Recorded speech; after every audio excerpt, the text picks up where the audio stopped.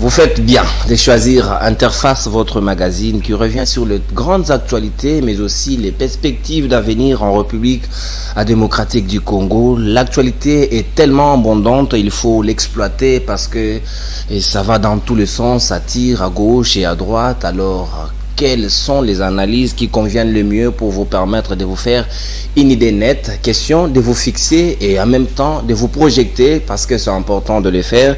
Avec qui il faut le faire? Il faut choisir des bonnes personnes, mais aussi des personnes ressources qui sont à même de vous donner ce qu'il faut, parce que la gestion de la République dans sa globalité pose problème. Dans le secteur économique, sur le plan social, il y a eu beaucoup de promesses. La vision du peuple d'abord, où en sommes-nous? Est-ce que le peuple congolais a réellement bénéficier de toutes les bonnes promesses qui lui ont été faites, bien sûr, durant la campagne et même pendant le mandat de Félix Antoine Tshisekedi Tshilombo, parce que Jean-Marc Kabound a bien fait des révélations, et bien ces révélations qui lui ont coûté beaucoup de représailles en retour, mais nous pouvons quand même nous faire une idée sur comment la République démocratique du Congo se gère, mais aussi la ville-province de Kinshasa. Où en sommes-nous avec Jean-Tini Ngobila-Mbaka? Il faut le regarder des deux yeux, parce que il s'agit de la ville dont nous vivons tous. Nous avons tout intérêt de pouvoir évaluer aussi le travail de l'IGF.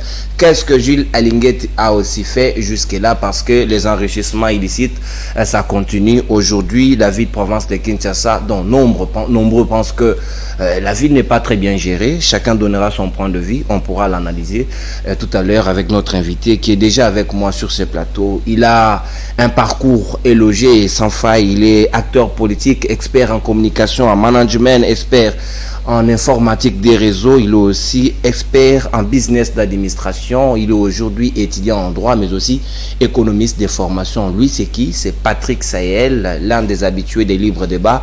Mais aujourd'hui, on se retrouve dans un autre décor. Il s'agit bien d'Interface, à qui j'ai dit bonjour et bienvenue. Bonjour très cher Nono. Je suis très heureux alors aujourd'hui de participer à cette émission pour la première fois. J'espère que ça ne sera pas la dernière, parce que c'est comme ça qu'on a commencé avec Libre Débat, et aujourd'hui c'est pratiquement une famille. Et voilà, aujourd'hui Interface, j'espère que le séjour d'aujourd'hui sera meilleur pour nous. Les gens qui nous suivent à la maison seront édifiés, et que nous allons tant soit peu donner les solutions qu'il faut et dire la vérité là où il faut, et pourquoi ne pas aussi parler de la bonne personne qui doit être à la bonne place. Vraiment, et je me pose la question, vous avez un parcours très éloquent et très riche, vous avez beaucoup de formations. Comment vous avez eu le temps? Parce que vous avez l'air une mine très jeune, et beaucoup se disent que les dirigeants congolais, surtout ceux qui embrassent la politique, n'ont pas suffisamment le temps de pouvoir avoir un parcours aussi bavard comme le vôtre.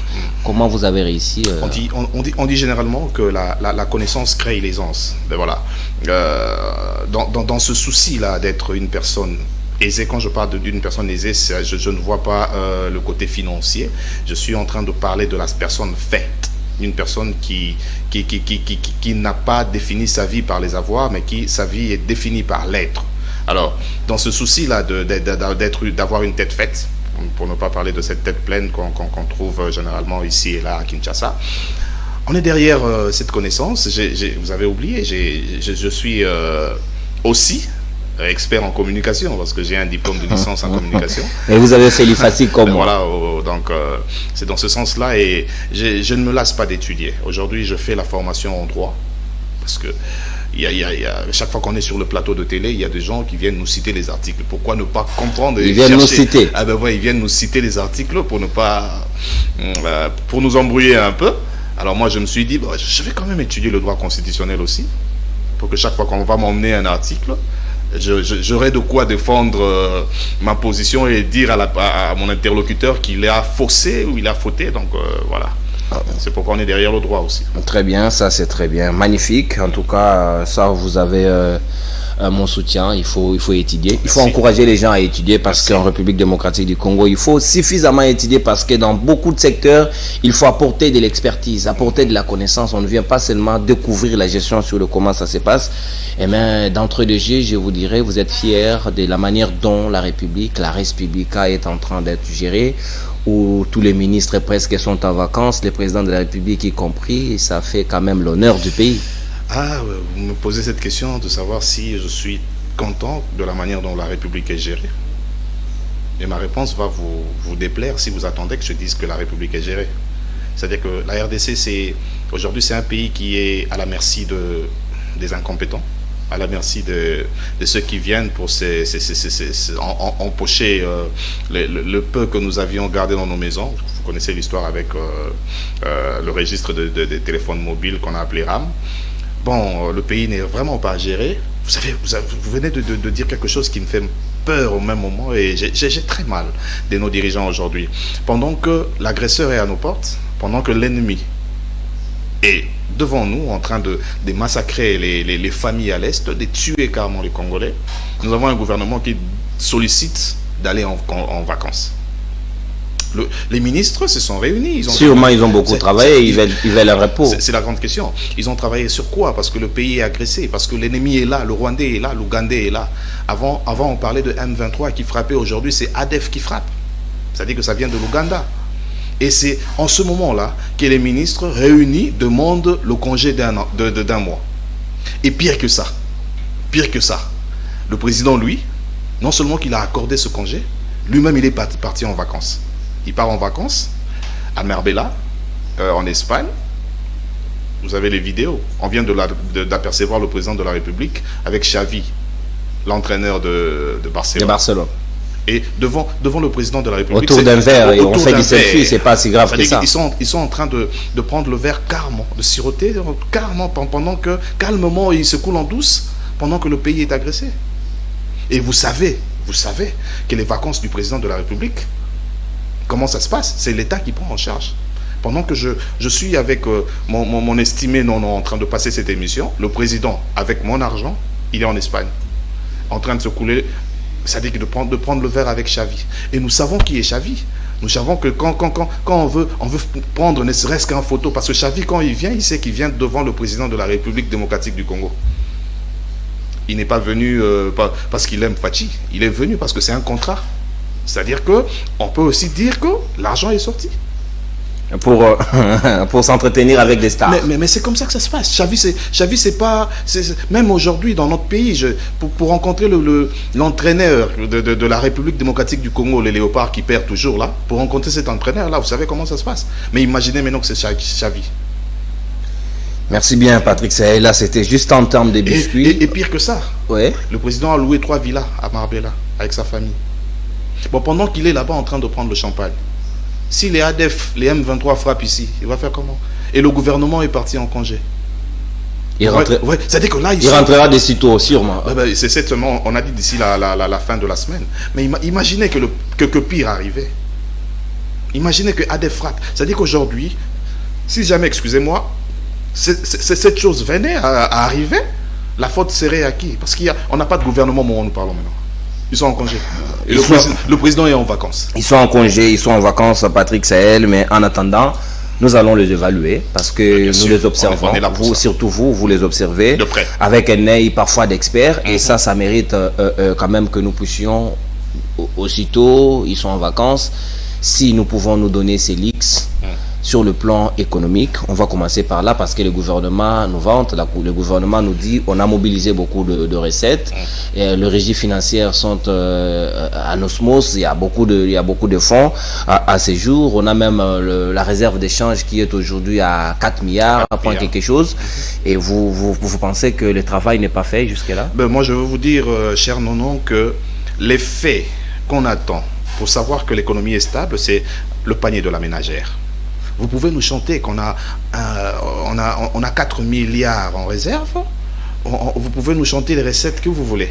Mais est-ce que ça a de l'impact dans le panier de la ménagère? La maman qui sort le matin, elle va au marché. Qu'est-ce qu'elle rencontre au marché? Je vais vous dire quelque chose. Dans un village français, à Perpignan, vous savez, ils vivent de quoi? Des poulets qui viennent du Congo. C'est que nous, aujourd'hui, nous ne mangeons plus.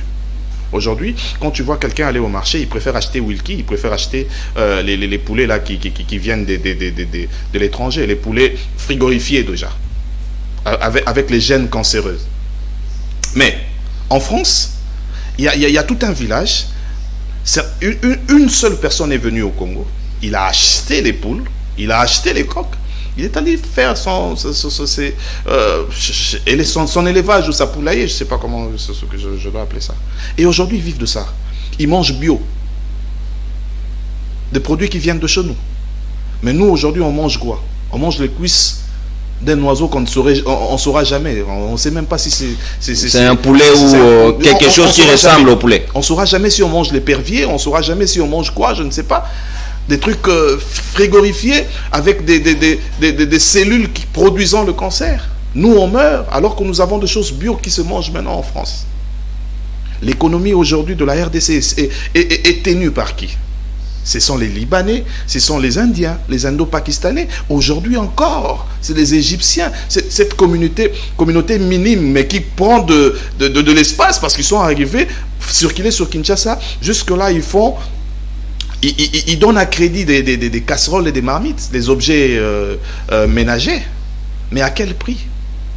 Mais mon cher Nonon, quand tu te réveilles le matin, permets que je te tutoie, c'est parce que je t'aime bien. Quand tu te réveilles le matin, ton assiette à toi, ton déjeuner le matin, est-ce qu'il y a un produit congolais?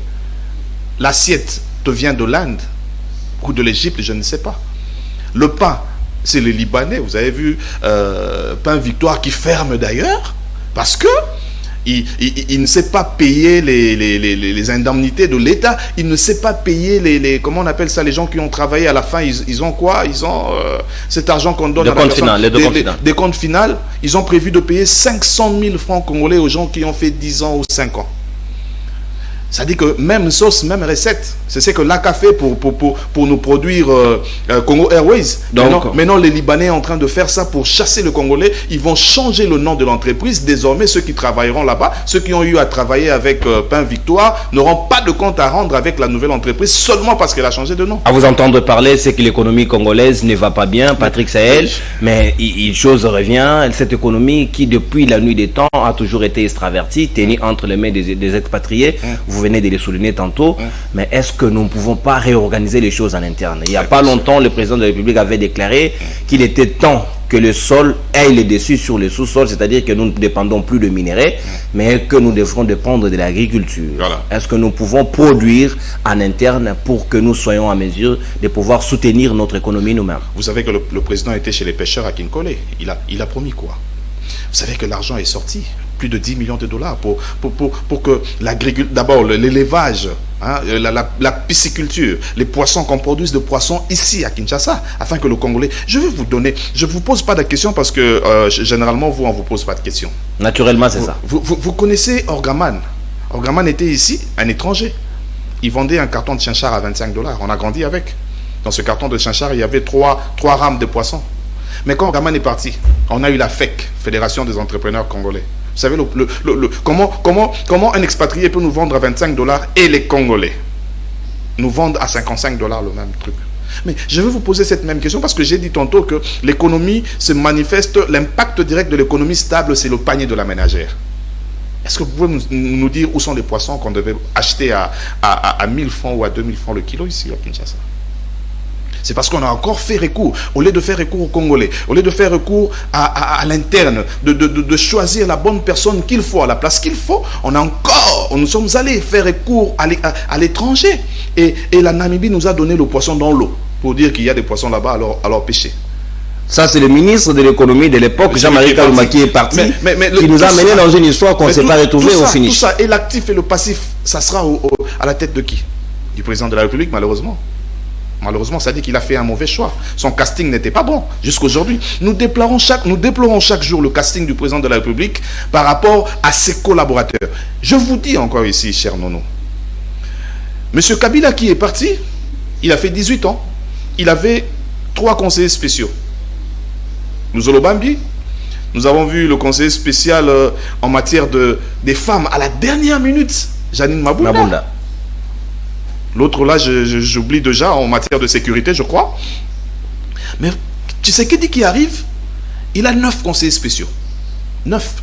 Je ne parle pas de conseillers, je parle de conseillers spéciaux. C'est-à-dire qu'ils ont le même rang que les ministres d'État. Et qui, à leur tour, ont des collèges de conseils. Vous imaginez, un conseiller spécial peut avoir plus de 20 conseillers. Et tout ça là, c'est l'État qui paye. Vous voulez parler de l'économie du Congo? C'est eux qui saignent là-bas. Ils saignent l'économie du Congo au sommet. Mais pourquoi ne pas avoir 2 conseillers spéciaux pendant que le pays est agressé, le pays est en guerre? C'est-à-dire que on n'attend rien de ce qu'eux peuvent produire. Si ça continue comme ça, le peuple va souffrir et ça sera pour rien. Mais peut-être que la solution viendra parce que le président dit il faudra produire à Kanyama-KCC, on va expérimenter encore ce qu'a été avec Bokanga Lonzo, on va dupliquer ça dans d'autres provinces.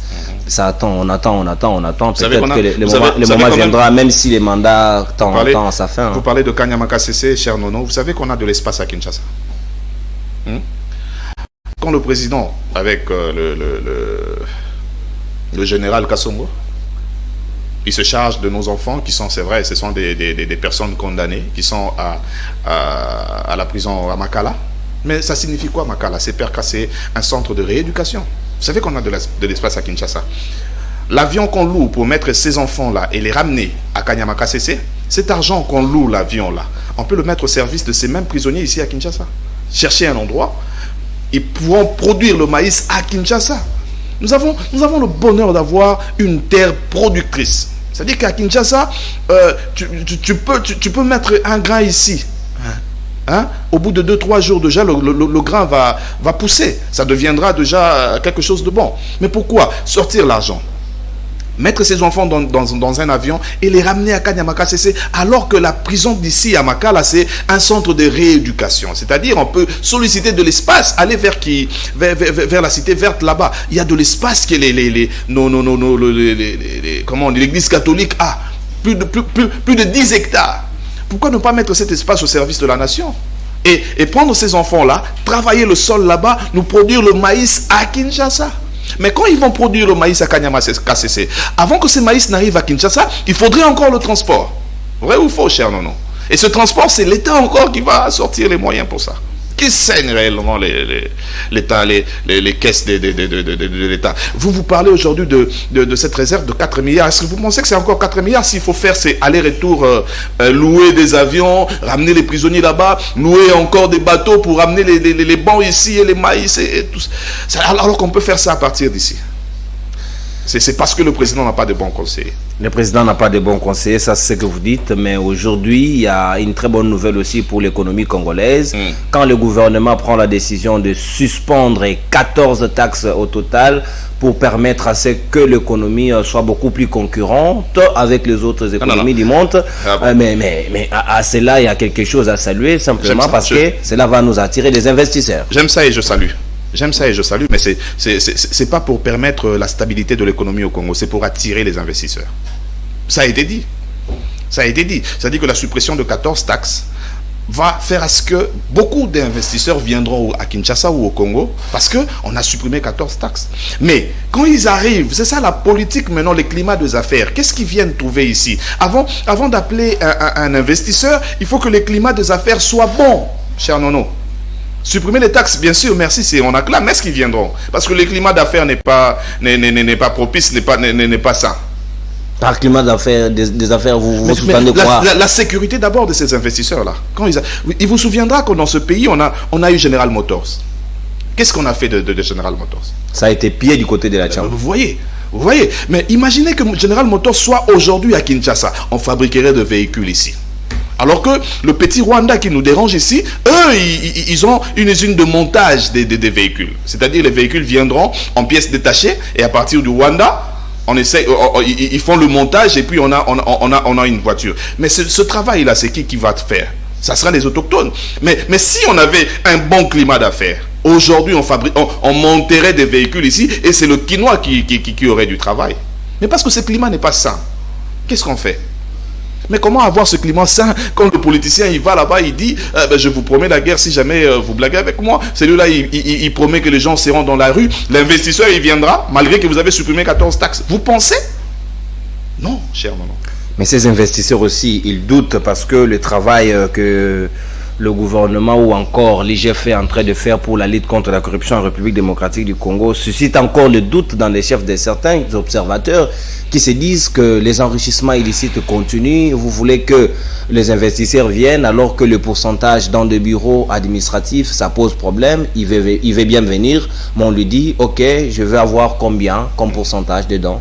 Et tout ça, ça bloque. C'est la même chanson. Mais vous parlez de l'IGF, vous parlez d'Alinguetti. Quand vous parlez de l'IGF, c'est Alinguetti que l'on voit là-bas. Mais qu'est-ce qu'il est venu faire au Congo à part le populisme? Donc tout le travail qu'il fait, vous le jetez d'un revers de la main, comme si rien n'était. Vous pouvez me donner un seul cas, après vérification, après audit de l'IGF, un seul dossier qui est monté chez le procureur général de la République. Un seul. Après, quand vous allez me donner ce seul dossier qui est allé chez le procureur général de la République, vous me présentez un seul prisonnier. À Makala. Le dossier Matata Ponyo est en cours. Oh là là. Mais vous savez, ce dossier-là, c'est un dossier glissant. Parce que la brèche, je vous dis aujourd'hui, la brèche que la justice congolaise veut ouvrir pour clouer Matata, cette même brèche peut retenir le président de la République après son mandat. Mais nous sommes dans un pays où il y a une loi. Les députés, il y a une loi où l'ancien président et l'ancien premier ministre n'est plus justiciable, c'est-à-dire qu'il n'a pas de magistrats naturels. Ni juridiction appropriée. C'est ça. C'est-à-dire que c'est maintenant à nos députés de travailler pour changer ce loi-là. Parce qu'aujourd'hui, si nous voulons décider au nom de la politique, de clouer Matata parce que y a les rumeurs qui circulent qu'il aurait dilapidé les deniers publics. Mais si on veut le clouer aujourd'hui, cette même loi, cette brèche qu'on ouvrirait pour Matata aujourd'hui, cette même brèche aura Fachi au cou après l'exercice de son mandat. Alors qu'est-ce qu'il faut faire?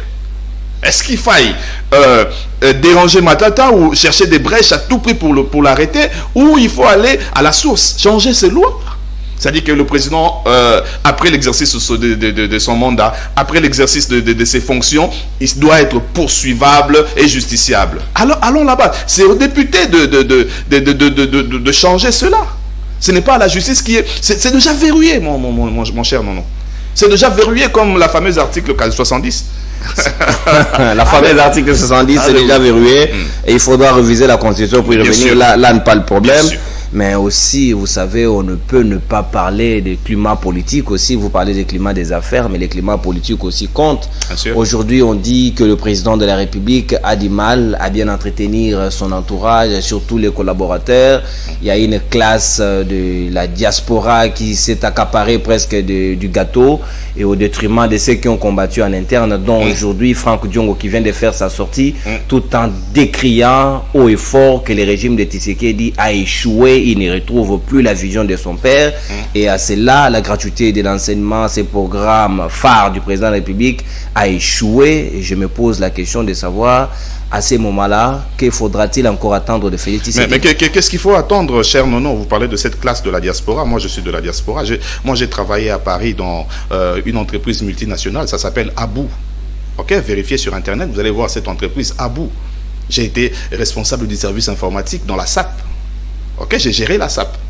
Mais cette diaspora-là que vous appelez autour du président de la République, qui vous dit ce qu'ils ont fait en Europe. Mais il faut avoir livré des pizzas en Europe pour devenir ministre au Congo. Ou il faut avoir fait la prison en Europe. Parce que, apparemment, vous voulez nous montrer... Livrer des pizzas, il n'y a pas de saut métier, hein, Patrick Saïd. Je ne parle pas de ça dans un sens péjoratif. Ok? C'est-à-dire que quelqu'un qui a arrêté de réfléchir pendant 10 ans, de pendre des réflexions intellectuelles. Pendant 10 ans, il a arrêté, il a stoppé. Et cette même personne, vous la ramenez au Congo, pouf, conseiller du président de la République. Vous vous attendez à quoi? Et vous voulez nous faire croire que le Congo, c'est le seul pays au monde où le casier judiciaire ne compte pas. Ces gens-là que vous appelez, que vous nommez la diaspora, il faut qu'on arrive à désillusioniser les Congolais, parce que c'est pas toute personne qui prend l'avion en Europe pour venir au Congo ou ailleurs, que vous appelez diaspora ici. Ça ne veut pas dire que ces gens-là sont intelligents.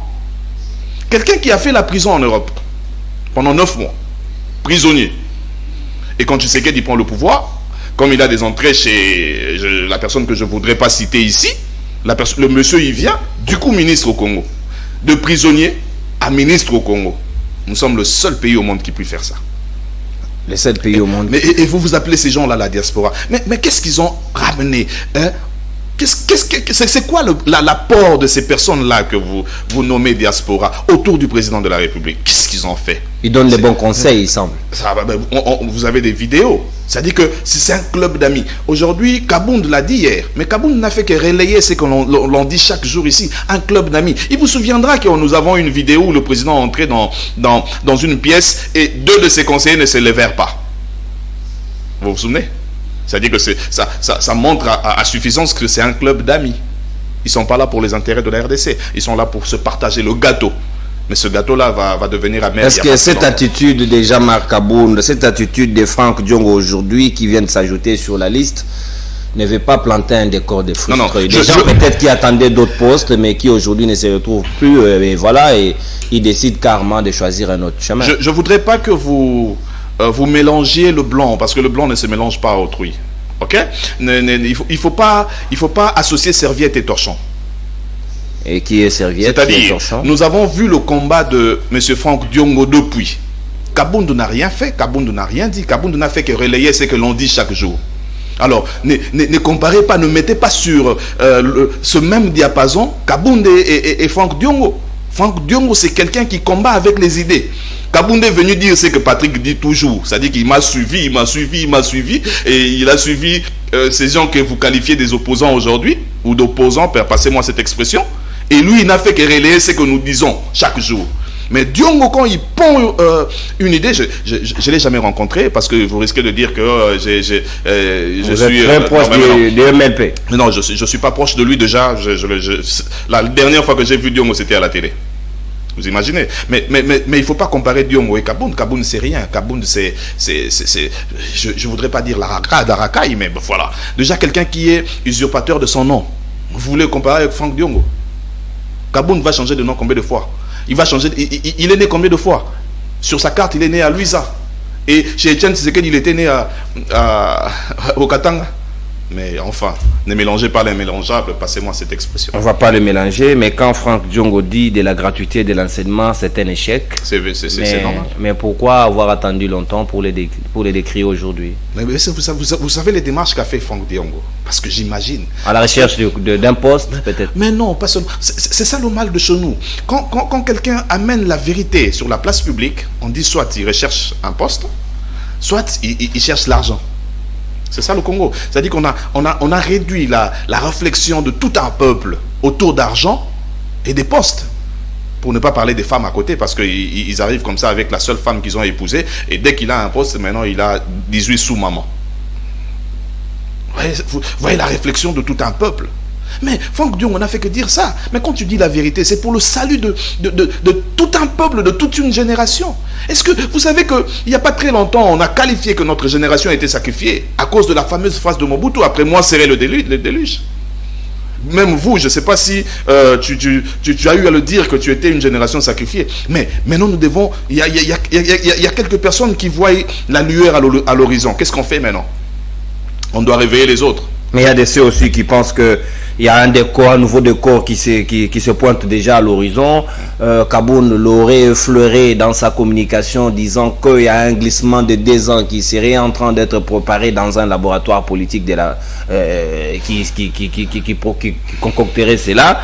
Mais aussi, à cela, Franck Diongo veut déjà se caser dans une posture de nature à pouvoir le permettre de bien négocier. Mais vous savez que Tshisekedi, de là où il est, il sait que ce glissement, c'est vrai, ça se peaufine, c'est vrai, ça se discute déjà, mais il sait que le peuple ne sera pas d'accord. Parce que maintenant, là, nous nous sommes appropriés la fameuse phrase de Mouzé Laurent Désiré Kabila.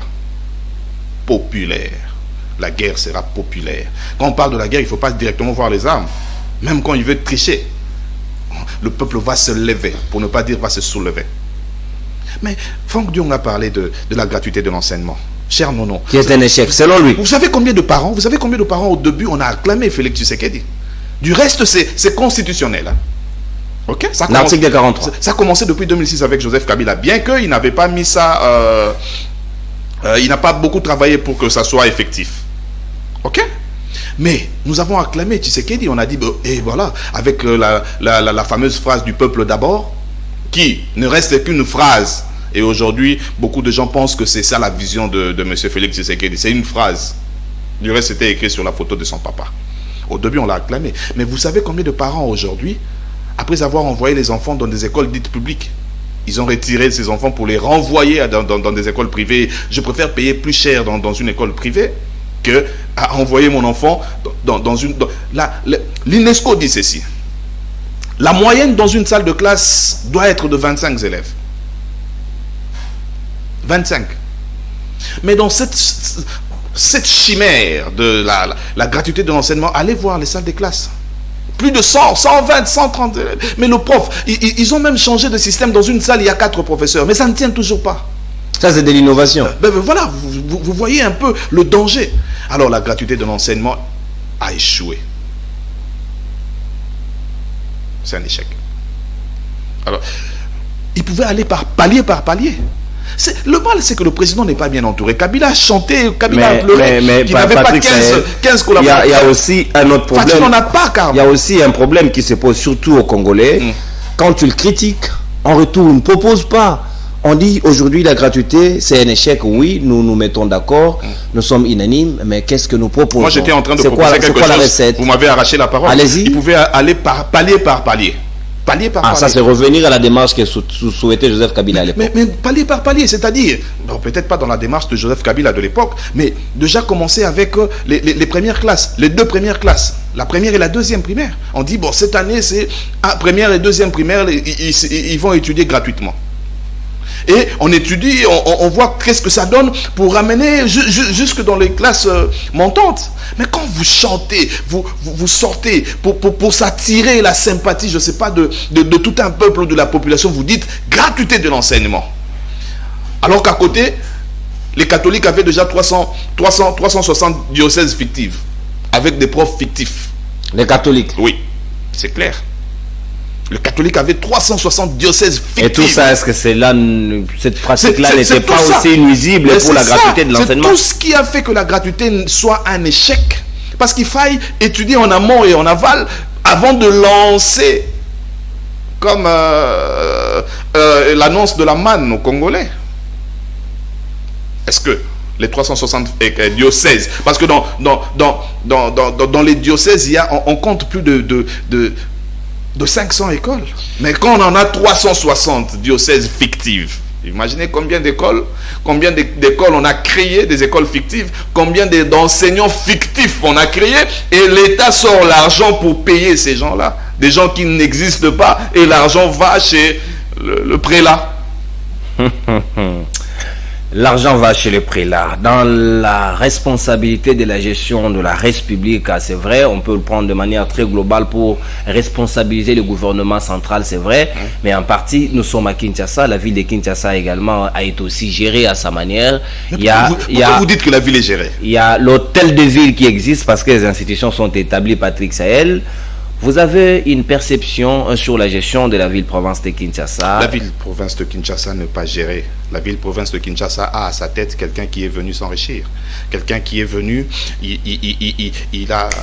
Je ne sais pas par quel mystère il est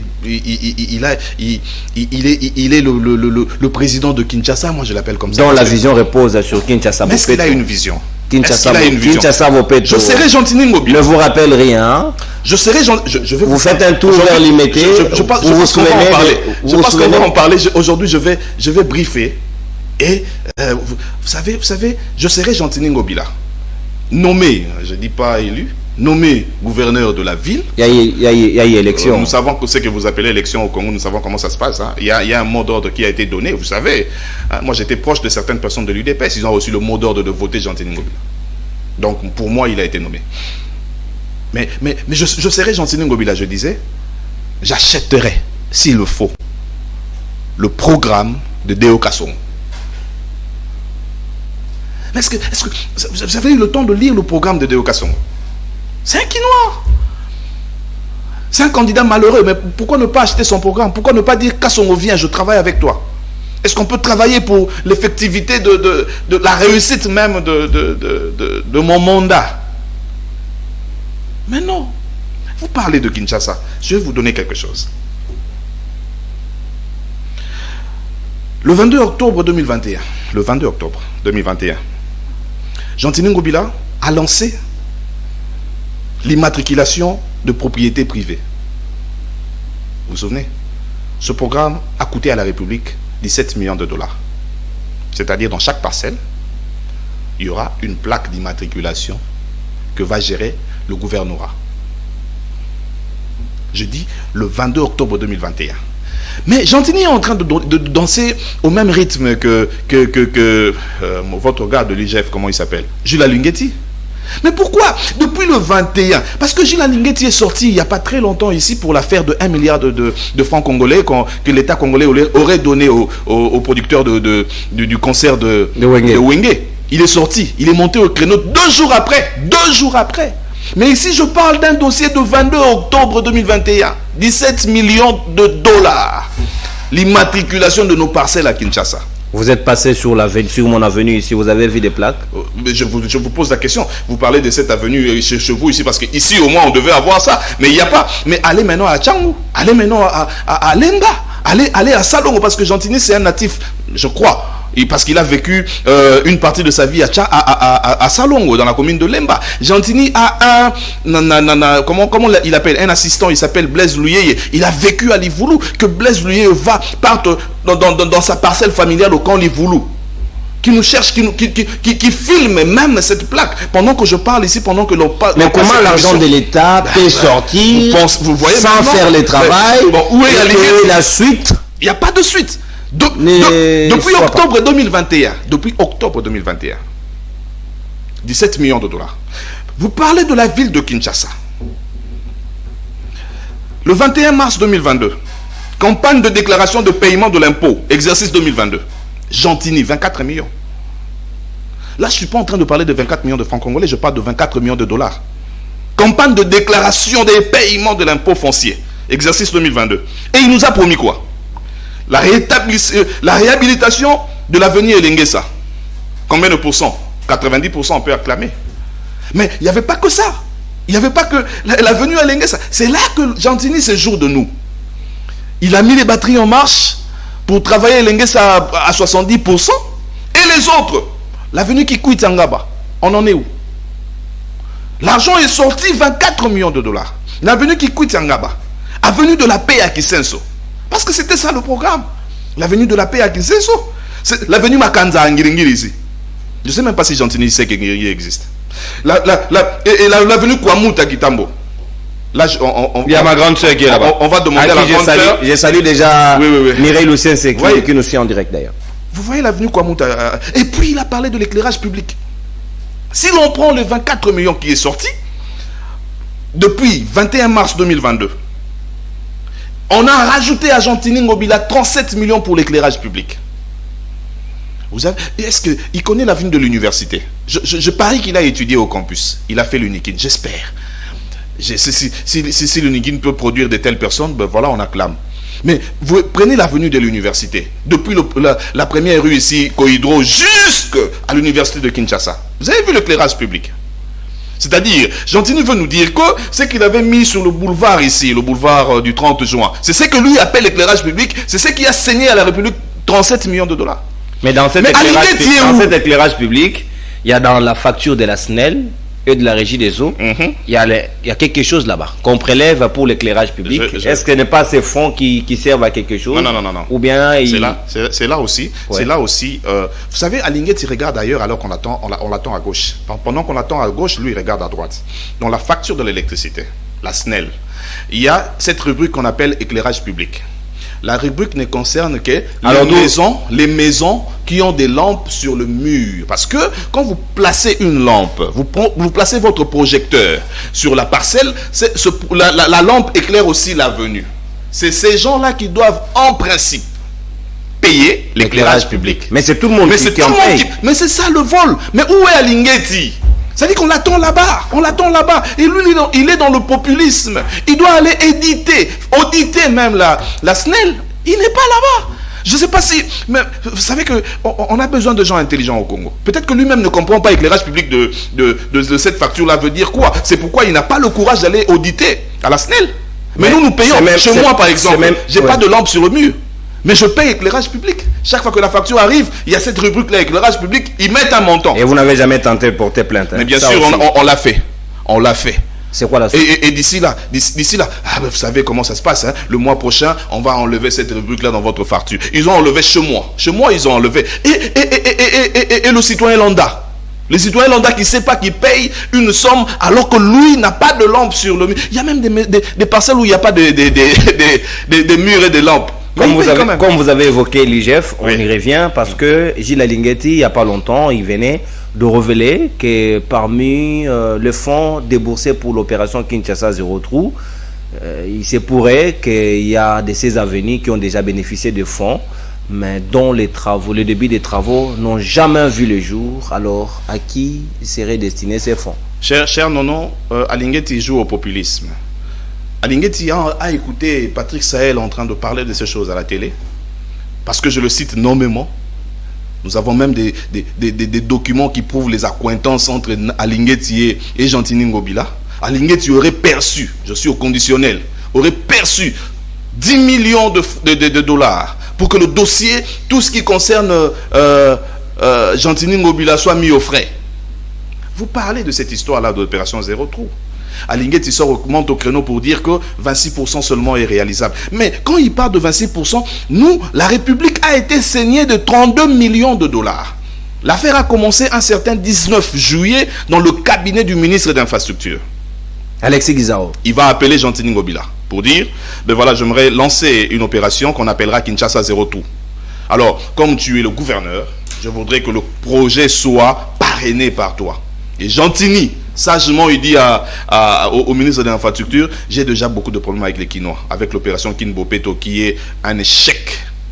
Alors, on va trouver quelqu'un qui ne connaît pas bien Kinshasa pour le faire porter le chapeau. Et qui on va choisir? Le ministre, le premier ministre.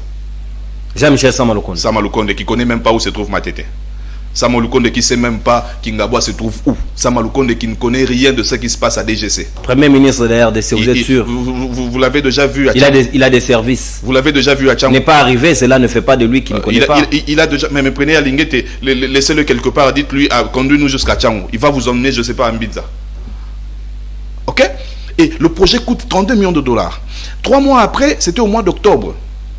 On nous sort que dans le projet Kinshasa Zéro Trou, il faut travailler sur 45 grandes artères, 45 artères à Kinshasa, dont 19 grandes artères et 26 petites artères. Mais pour les 19, donc on va commencer avec les 19 grandes artères, vous nous donnez d'abord la moitié de la somme. Ça veut dire qu'on a pris 16 millions de dollars, on a donné à Gentini Ngobila et son équipe pour Kinshasa Zéro Trou, parrainé par Samalukonde. Et le président de la République était là. Jusqu'aujourd'hui, sur le premier palier, je peux l'appeler comme ça, rien n'est fait. Et aujourd'hui, nous sommes pratiquement 10 mois après. 10 mois, je vous dis, cher Nono. Est-ce que alors que 6 mois après, tout devrait être déjà 6 mois après, tout devait finir. Mais 10 mois après, 26%. Mais si Alinguetti doit aller 2 jours après, 2 jours, le concert de Wenge c'était le 30. Et le mardi qui suivait déjà, Alinguetti est monté au créneau pour nous parler de l'affaire de 1 milliard de francs congolais. Mais qu'est-ce qui fait que depuis 9 mois, il ne s'est pas jeté son œil sur le projet Zéro Trou qui a coûté 32 millions? Parce que lui, et ça, Gentini, il se dédouane, il dit il n'est pas responsable de cette histoire parce que lui, on l'a associé. Si Gentini n'est pas responsable de cette histoire, pourquoi il faut poser la question à Samalukonde. Pourquoi il est sorti le 16 janvier? J'ai des dates. Moi, je ne viens pas comme battant l'air. Il est venu constater comment évoluer les travaux. Comment évoluer les travaux. C'est ça qui est sorti des travaux. Voilà, il est venu dire, je viens constater l'évolution. Mais messieurs, les 32 millions, tu as aperçu. Les 32 millions, tu as empoché. Toi et ton ami Alinguetti. Alinguetti a eu 5 millions de cet argent-là. Vous êtes sûr? Il aurait. Très bien. Je préfère être au conditionnel. Vous avez nuancé. Parce que je préfère être au conditionnel. Parce que la conférence de presse va intervenir dans 2 semaines. Et là, je ne serai pas au conditionnel. Exactement. Aujourd'hui, c'est là que nous allons boucler parce qu'il ne nous reste que 3 minutes pratiquement, Patrick. Ça a été un plaisir pour moi d'échanger avec vous sur toi interface. Attends, donnez-moi 30 secondes. Je vous donne les 2 minutes d'ailleurs, je vous l'accorde. Vous savez que vous êtes en train de préparer une conférence de presse. Voilà. Donc vous allez éclairer sur la traçabilité des fonds disposés à la ville-province de Kinshasa. Comment c'est détourné, comment cela n'a pas permis aux Kinois de pouvoir bénéficier et nous allons montrer aussi, des réalisations. Nous allons montrer aussi que Gentini et Alinguetti jouent la même musique, parce que tout ce qui concerne Gentini, Alinguetti ferme les yeux. Nous avons des preuves. Nous serons là, ça c'est promis, pour faire venir aussi des autres presses, mais en même temps permettre aux Kinois de se faire une idée si ce que vous allez mettre à la place publique va devoir nous permettre aussi de nous permettre de juger ce que fait Gentini Ngobila, et aussi le travail que tout le monde salue, en même temps le travail d'Alinguetti, si cela est en train d'aller vers le déraillement ou il reste dans le droit chemin. Vous avez le 2 minutes. Que sera le contenu de ce que vous promettez aux Kinois? Le 13 juin 2020, Gentini encore, il est à Mokengeli, une école de Lemba. Il lance l'opération parce que en ce temps-là, le Congo était en confinement, vous vous souvenez. Il a même donné un site, c'est scolap.com. Mais vous savez combien est sorti? 10 millions est sorti pour cette affaire-là. On devait mettre les Wi-Fi scolaires. C'était moi une seule école à Kinshasa qui a le Wi-Fi. Même ce qu'on a mis avec les RAM, ça ne fonctionne plus. C'était moi une seule école à Kinshasa ayant le Wi-Fi mis par le gouvernement, c'est-à-dire par Gentini. Mais c'est depuis le 13 juin 2020. Mais pourquoi Alinguetti ferme les yeux? Pourquoi Alinguetti devait venir 2 jours après le concert de Wenge? Mais depuis 2020, cette histoire a saigné à la République plus de 10 millions de dollars. Et Gentini est à l'aise chez lui, il n'est pas inquiété. Avant c'était 17 millions, 24 millions, 10 millions. 10 millions. Donc ça fait au total 48 millions. Vous que imaginez, il aurait détourné. Parce qu'aujourd'hui on ne se pose pas la question. Aujourd'hui on garde le conditionnel, mais dans 2 semaines ça sera pas du sans conditionnel. Parce qu'on aura des caméras. Parce qu'aujourd'hui je voudrais pas qu'ils fassent la même sauce, la même recette avec vous que ce qu'on a fait avec les autres. Le 7 février, je vais citer par là. Le 7 février 2021. Gentini a fait une visite au marché central. Le projet de marché central, vous savez, les gens qui ont fait le projet en 3 dimensions de la construction, de ce que sera la construction du marché central, il y a eu 2 équipes. Les 2 équipes ont empoché $300,000, 300 000, juste pour la conception. Et le 7 février 2021, Gentini nous a promis le 7 février 2021 que les travaux au marché central prendraient 15 mois. Et aujourd'hui, il y a combien de mois déjà? Vous voulez aller voir ce qui se passe là-bas? Rien ne s'est fait. Mais dans ce projet du marché central, le ministre des Finances, Nicolas Kazadi, est-ce qu'il peut nous dire pourquoi sa femme empoche 100 millions de francs congolais chaque mois pour l'assainissement? Parce que quand on casse, il faut chasser les débris, il faut enlever les débris. Mais on a donné la charge d'enlever les débris à la femme de Nicolas Kazadi, le ministre des Finances de la génération du Légelou. Cette femme n'est jamais arrivée au marché central, soit disant que le marché est trop sale, je ne mettrai pas mes pieds. Merci bien. Mais elle empoche quand même, je dis bien chaque semaine, 100 millions de francs congolais. Chaque semaine, les documents il y a. Merci beaucoup. Et tout ça sera déballé dans 2 semaines. Toutes ces révélations, le rendez-vous dans 2 semaines, nous serons là. Patrick Sahel, l'honneur a été nôtre de pouvoir vous recevoir sur ce plateau d'interface. C'est bon. Sûrement, les Congolais ont aussi tiré leur épingle du jeu. Nous sollicitons aussi votre attention encore pour le nouveau numéro d'interface qui interviendra plutôt cette fois-là. Ce sera le vendredi avec les conseillers du ministre des Affaires étrangères, où nous allons évaluer la diplomatie congolaise. Où en sommes-nous jusque-là? Ce sera avec Philippe Kazadi, qui est aussi le secrétaire national en charge de la communication du parti de Christophe Lutundula. Patrick Sahel, merci d'avoir été le nôtre. Nous allons nous retrouver sûrement à un prochain numéro, parce que vous êtes un invité poignant avec beaucoup de casquettes aussi. Vous êtes expert en management, expert en communication, expert aussi en informatique des réseaux. Et aussi, vous êtes expert en marketing, aussi en business d'administration. Et étudiant en droit, comme Kaboun. Ah ben oui. Ben non, je vous ai dit, il ne faut pas associer serviette et torcheron. Merci. Ça, c'était de la taquinerie, ne vous en faites pas. Rien à comparer. Merci beaucoup à vous. Merci. C'est par ici que prend fin cette interface. Merci à l'équipe technique qui nous a tenu compagnie. Merci aussi à votre assistant. Comment il s'appelle? Il s'appelle Josué Moadi. Josué Moadi qui nous a assisté. Ben voilà, il est avec moi, c'est mon assistant. Très bien, merci bien. J'espère qu'il sera fidèle. Très bien. On va parler de Boucher. Pas comme Kaboun. Au revoir et puis on se retrouve vendredi pour un nouveau numéro d'interface. Bye bye. Bye.